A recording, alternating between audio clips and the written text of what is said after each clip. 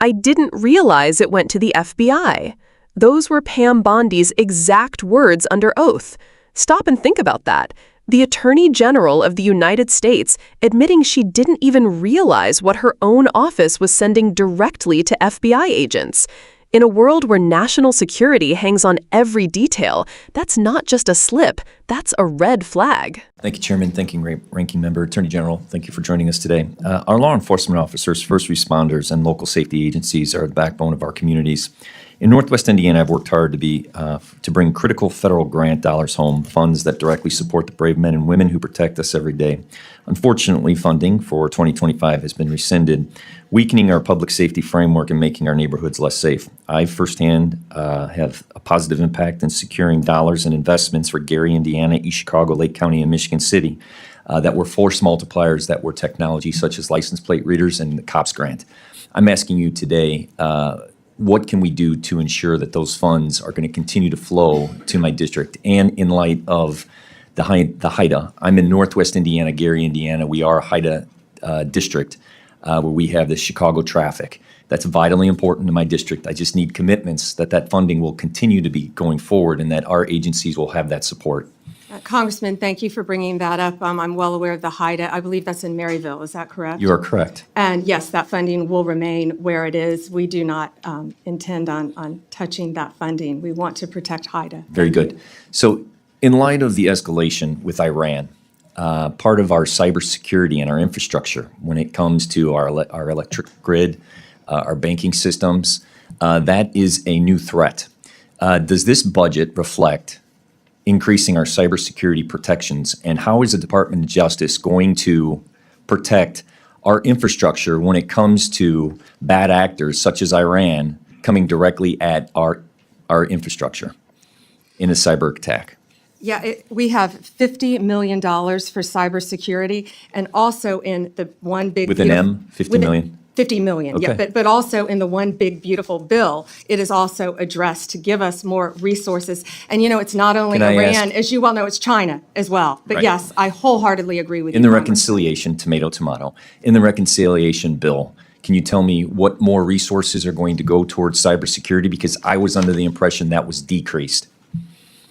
Can I get you? I will get you those numbers. Okay.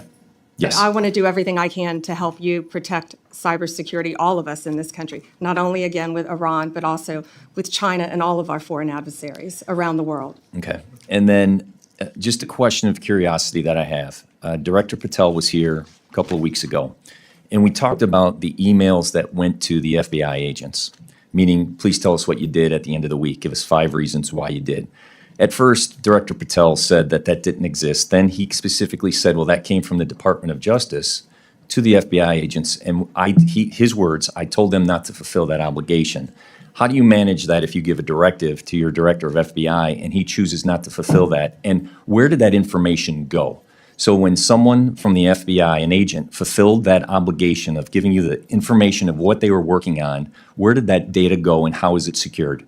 Yeah, and Congressman, I'd be happy to see who answered that, but I asked, when I learned about it, I asked that it be withdrawn, and it was, that email. When you learned about the email going to the FBI agents, you asked them to withdraw it. Who did you ask to have it withdrawn? My entire office, and it was. So it is unknown who sent that email? Well, it came from my office, but when I learned it went to the FBI, we asked that it be withdrawn.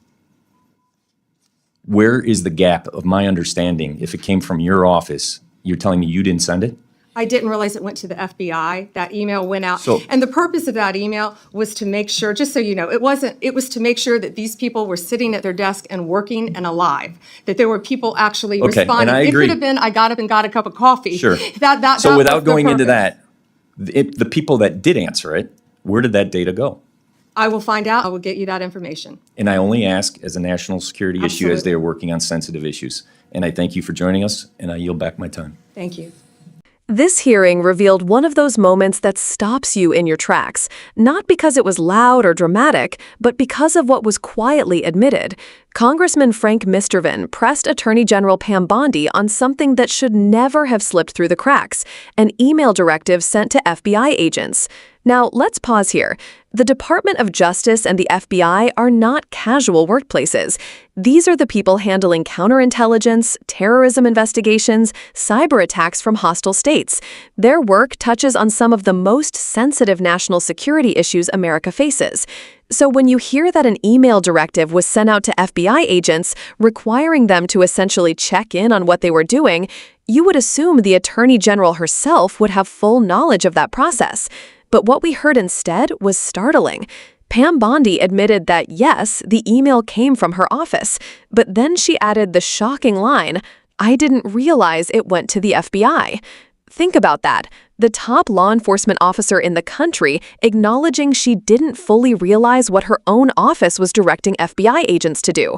That might sound like a small slip, but the implications are enormous. This is not just a clerical mistake. It strikes at the question of control, oversight, and competence at the highest levels of government.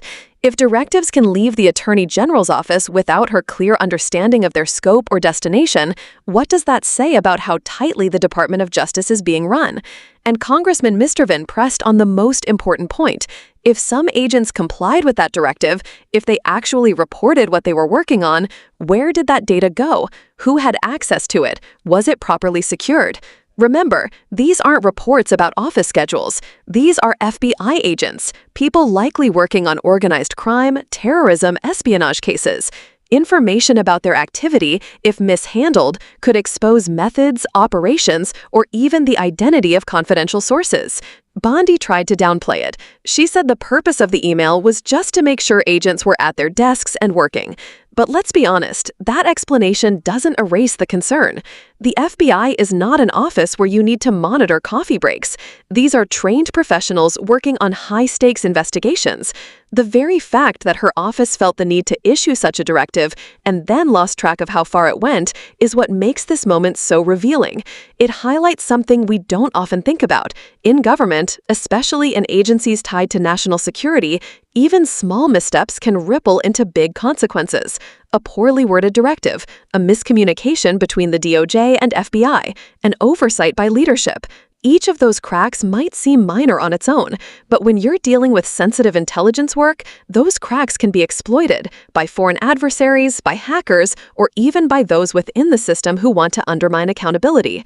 And here's the deeper takeaway. This is not just about one email. It's about whether the leadership at the very top understands the weight of their responsibility. Because when you're the Attorney General, saying, "I didn't realize," is not just an admission of a mistake. It's an admission that the system itself may not be as airtight as Americans expect it to be. For communities like Mrvan's in Northwest Indiana, places dealing with real threats from drug trafficking to cyber vulnerability, trust in that system matters. They depend on the DOJ and FBI to function seamlessly, to be professional, competent, and accountable. When the top official looks uncertain about her own directives, it undermines that trust. And once trust is broken in law enforcement and national security, it's very hard to rebuild. So when you hear Pam Bondi'S words, "I didn't realize it went to the FBI," it's more than just a slip in a hearing. It's a warning flag about oversight, about communication, about whether the people charged with protecting our nation are operating with the clarity and precision that role demands.